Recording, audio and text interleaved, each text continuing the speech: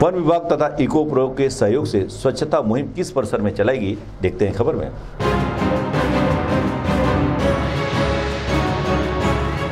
Tadoba buffer क्षेत्र में आज स्वच्छता रथ चलाया गया। बफर के प्रवेश द्वार के रूप में पद्मापुर से मोरली ऐसा 16 किलोमीटर का मार्ग पूरी तरह प्लास्टिक कचरा मुक्त किया गया।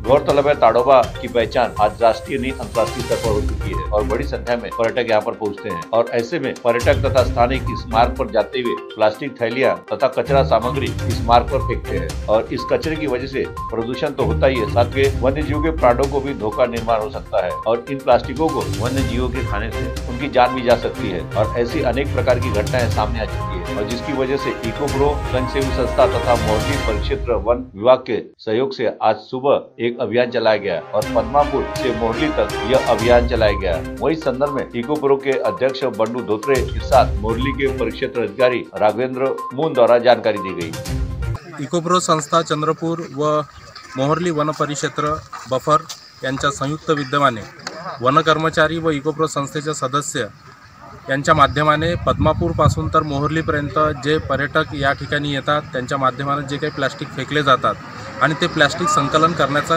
कार्यक्रम आज इथे करण्यात आलेला आहे। महत्त्वाचं म्हणजे हा वन्य प्राण्यांचा अत्यंत महत्त्वाचा परिसर आहे, बफर क्षेत्र आहे आणि या क्षेत्रामध्ये कुठल्याही पद्धतीचं प्लास्टिकचं प्रदूषण होता कामा नये हेही पर्यटकांना आता गृहीत धरलं पाहिजे आणि आपल्यासोबत आणलेलं कुठलंही प्लास्टिक आणि खाद्यपदार्थाचे जे वेफर्स आहे ते या ठिकाणी फेकता कामा नये, त्याचे योग्य ठिकाणी कचरा कुंडीतच ते टाकलं पाहिजे। अशा पद्धतीचे जनजागृतीचा संदेश देण्याकरिता आज या ठिकाणी हे प्लास्टिक संकलनाचा कार्यक्रम आयोजित करण्यात आलेला होता। प्रकल्पातील मोरली बफर येथे पद्मापूर गेट ते मोरली जवळजवळ 16 किलोमीटरचा हा रोड आहे आणि इथे नेहमी पर्यटक जाणं येणं करत असतात। ही पर्यटक नेहमी जाता येताना प्लॅस्टिक रस्त्या काठी टाकत असतात आणि आपण यांना सूचना दिलेल्या आहेत तरी पण ती लोक ही प्लॅस्टिक टाकत असतात। हे प्राण्यांसाठी खूप धोकादायक आहे। त्यामुळे आज इको प्रोचे अध्यक्ष बंडूभाऊ धोत्रे आणि त्यांचा पूर्ण ग्रुप तसेच आपले वन कर्मचारी यांनी सर्वांनी मिळून जवळजवळ 16 किलोमीटरचा हा रोड पूर्ण स्वच्छ केला आहे। तसंच पर्यटकांना विनंती करण्यात येते की रोडच्या बाजूला ही प्लॅस्टिक टाकू नये, त्यामुळे प्लास्टिक प्रदूषण टाळता येईल आणि आपलं जंगल स्वच्छ आणि सुंदर दिसेल।